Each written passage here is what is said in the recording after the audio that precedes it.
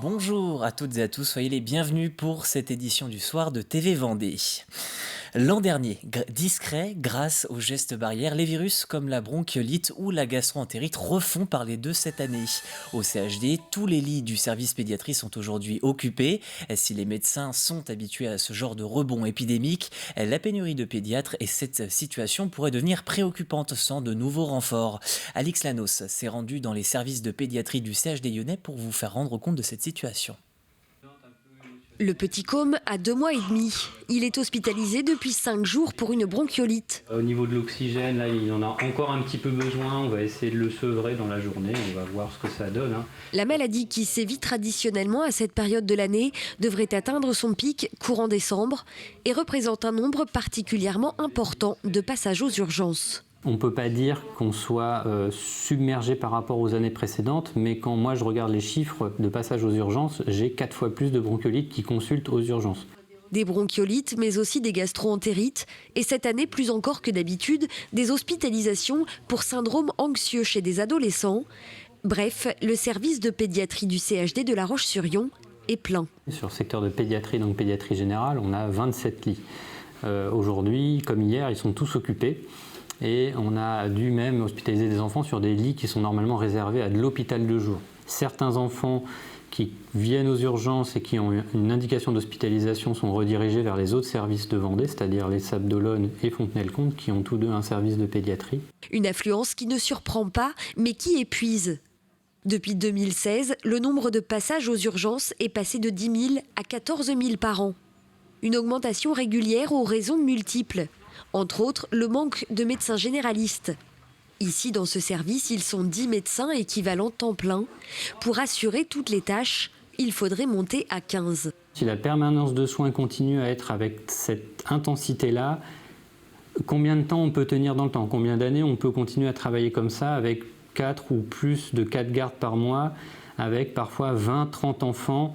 Et ici, sur le CHD, il ne faut pas oublier que le pédiatre a aussi à sa charge la maternité, la néonatologie, les avis extérieurs, et ça peut faire des gardes qui sont très très lourdes. Mais ici comme ailleurs, la pénurie de pédiatres se fait cruellement sentir et le recrutement est très compliqué. Alors pour ne pas engorger les urgences, il est recommandé de contacter le 116 117 ou encore le 112 ou le 15 avant de se déplacer. Et puis toujours à propos de santé, notez que le préfet Gérard Gavory a prolongé hier l'arrêté préfectoral rendant le port du masque obligatoire dans tous les endroits où il y a de la foule, extérieure compris. La mesure concerne les marchés de Noël, les spectacles de rue ou encore les gares et à bord de zones commerciales. Ce masque est désormais obligatoire jusqu'au 31 janvier inclus pour tous les plus de 11 ans. On revient sur la grande manifestation à l'appel des syndicats CFDT, Santé Sociaux et Interco. 300 personnes, selon les organisateurs, ont battu le pavé lyonnais hier contre le Ségur de la santé, jugé insuffisant. Et les manifestants dénoncent les invisibles de ce plan, je cite, à savoir les personnels du secteur privé et également les professionnels travaillant ou accompagnant le public âgé. À terme, de réelles inégalités risquent de se créer. Il y a vraiment des établissements où les personnes sont obligées de faire les remplacements. Comme ils n'arrivent pas à recruter des salariés, ils font de l'auto-remplacement. Donc ils sont obligés de faire des heures en plus. Et donc il y a une grande fatigue. Et puis, une grande fatigue et un manque de reconnaissance. C'est-à-dire qu'ils ont l'impression qu'ils ne sont pas reconnus.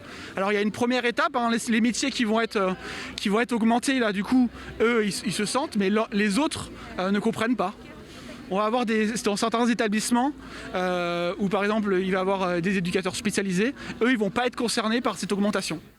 Et la CFDT annonce déjà une seconde manifestation pour mettre en lumière d'autres invisibles.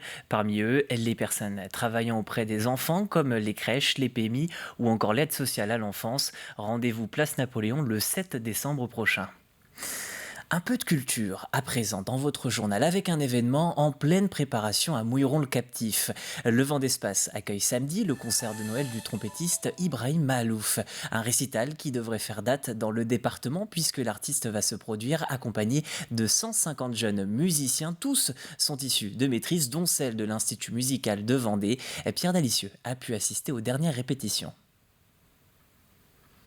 On va chanter c'est parti. Une journée de répétition pour un concert que ces 150 jeunes ont tous hâte de donner. Il faut dire que ce n'est pas tous les jours que Ibrahim Malouf, le célèbre trompettiste, les invite sur scène avec lui. 3 maîtrises de l'ouest de la France, dont une de Vendée.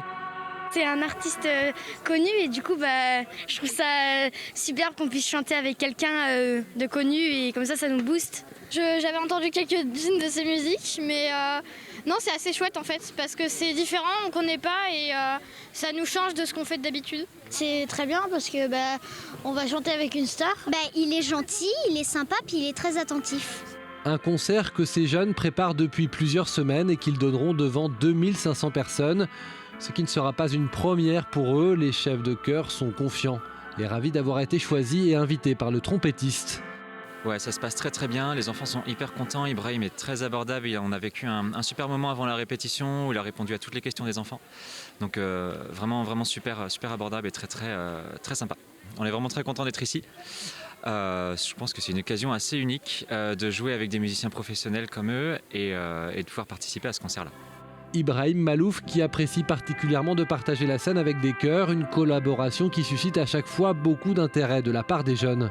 À chaque fois que j'ai eu l'opportunité de faire ce genre de création, ce genre de concert avec pas mal de jeunes, des orchestres, des jeunes, des chœurs, etc., à chaque fois, il y a toujours quelques jeunes qui viennent me voir après et qui me disent « Ah, merci beaucoup, ça restera un super souvenir. Nous aussi, on aimerait faire de la musique plus tard et ça nous a donné encore plus envie ou ça nous a motivés, etc. » Donc, si ça peut générer en tout cas des vocations, en tout cas encourager des vocations, je pense que ce serait vraiment magique.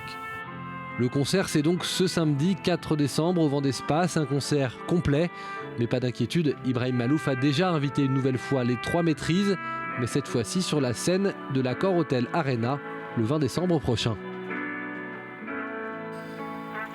Les Compagnons du Devoir déménagent. Cette association destinée à la formation et à l'apprentissage de plusieurs métiers dans le respect de traditions est présente à La Roche-sur-Yon depuis 1892. Et après 38 ans passés au château de Plessis, elle a donc désormais de nouveaux locaux rue Axo. Cette adresse est la seule du département.